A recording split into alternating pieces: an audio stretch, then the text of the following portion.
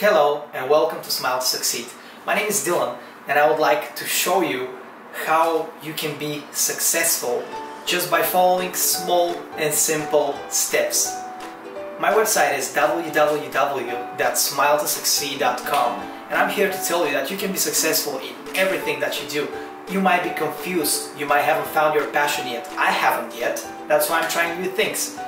But most importantly, I know that I'll be successful and I know that I'll achieve my dreams because what my experiences led me to think.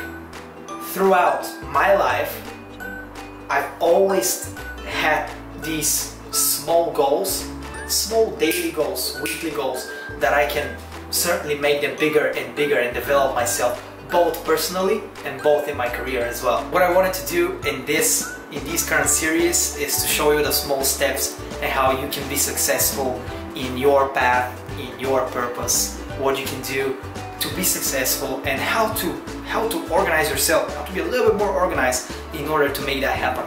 So you can follow me, you can check out my blogs, www.smiletosucceed.com. My name is Dylan and I'll see you next time.